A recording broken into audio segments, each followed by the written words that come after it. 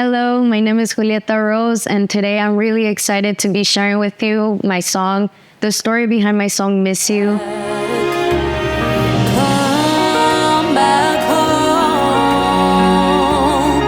come back home. So this song is about missing that very special person that you love.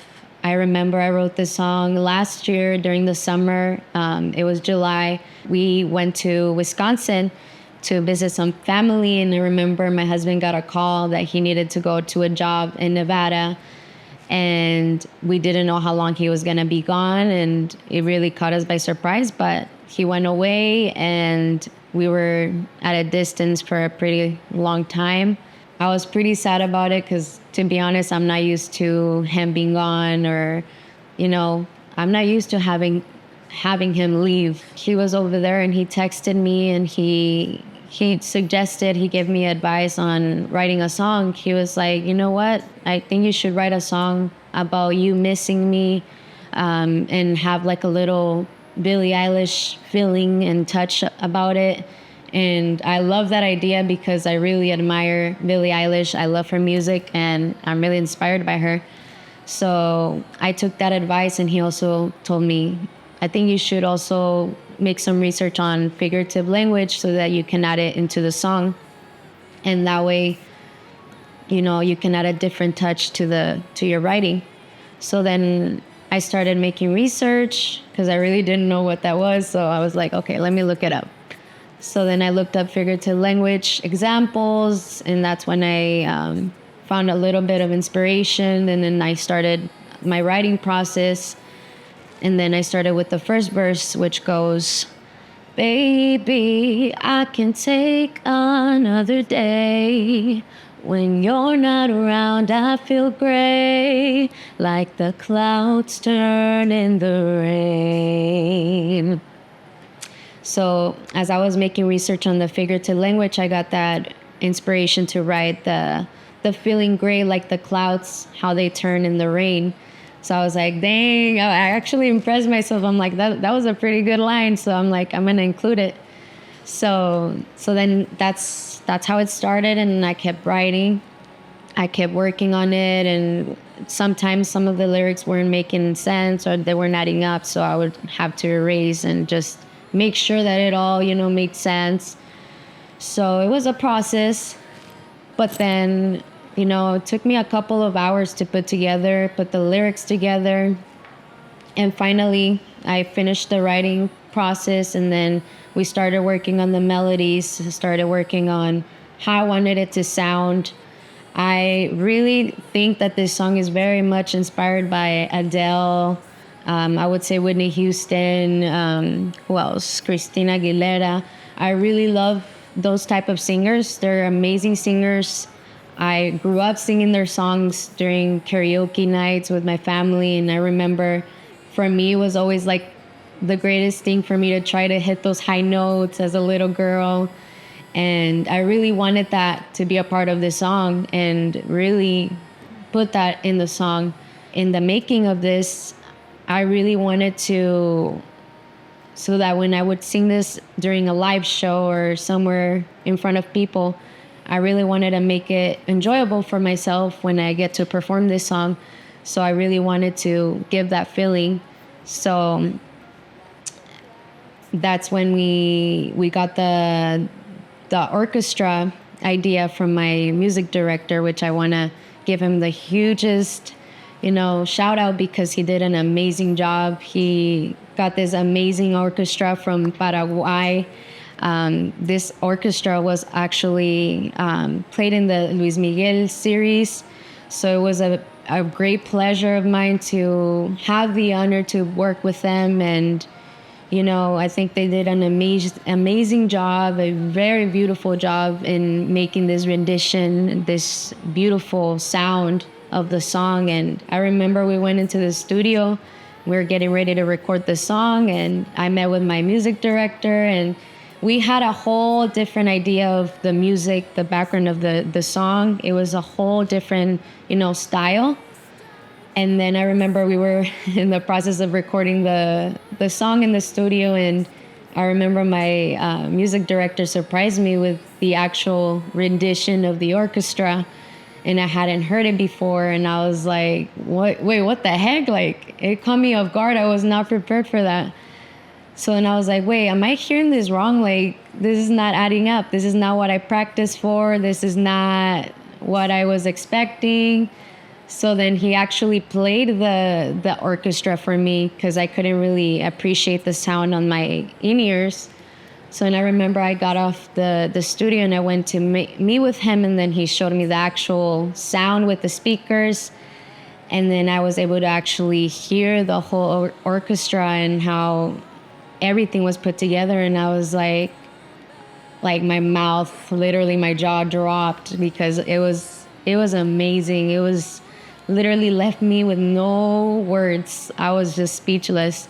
So I think they did an amazing job with this song. I think that we were able to accomplish what I really wanted with this. And now it's one of my favorite songs to perform. I've always wanted to make a song like the artist that I truly admire. The fact that I was able to make a song that is truly inspired by that is honestly an honor. And yeah, it's a very special song for me, and I know that people are gonna be able to relate to this because I know that there's people that out there that you miss, like your partner, your loved ones, people that are probably not here anymore and you miss. This song is for you guys. I think it's a work of art. It's a song that I put all my hard work, all my emotions, all of my heart, and I truly poured it all out so that everybody that could hear this could truly relate to it. And it's really a really special song, and I am really proud of it.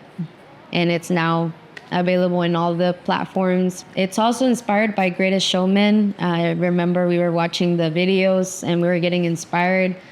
We're still in the process of working on the music video. We really want to give it all in this song. And what's that song called? Never Enough by The Greatest Showman is an amazing song that also is very inspiring for me. And we got some inspiration out of that as well. And the first take that we were recording the song in the studio, I remember it was missing the interpretation of the song, the actual feeling of it. I think it was like the voice was sounding good, the intention was there, but the feeling, the emotion was missing. I was kind of stiff the whole time, like I wasn't letting go. I wasn't letting the emotions out. And so then that was missing in the recording. You can hear it. Like, it's crazy.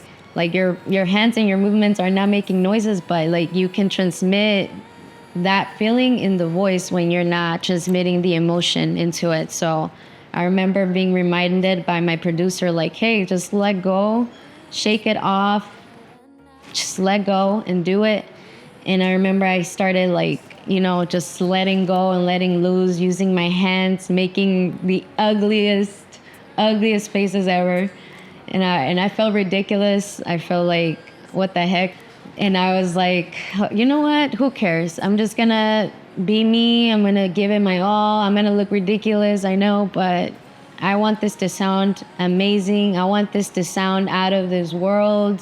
I want that feeling to be put into this song. So I was just like, I miss your touch. I love you so much. I can't take the distance.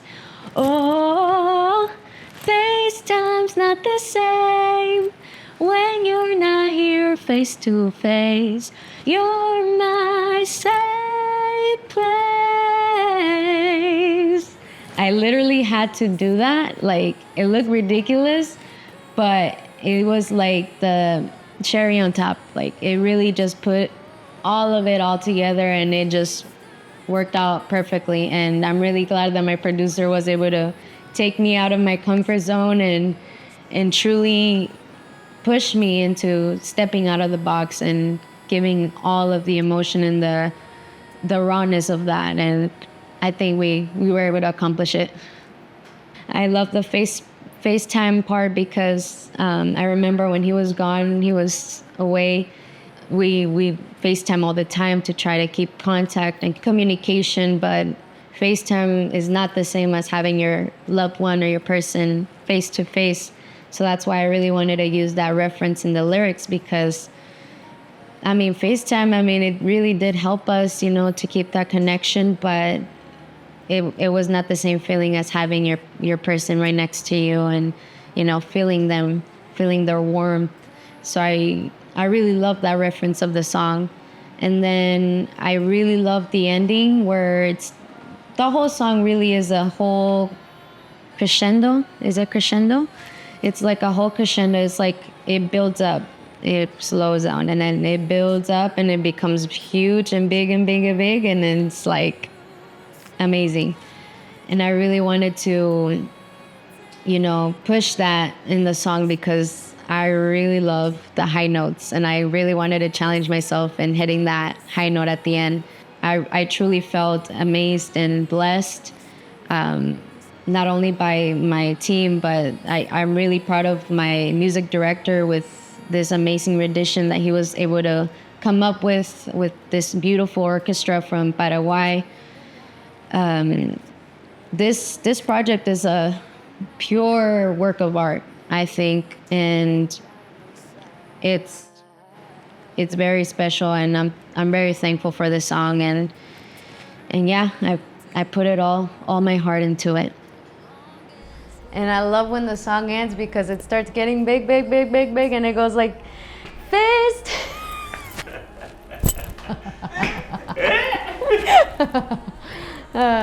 When you're my side. And I love the ending of the song when it starts to end because it gets so big, big, big, big, and I sing the last note and it goes, you're my safe place. And the crowd goes wild.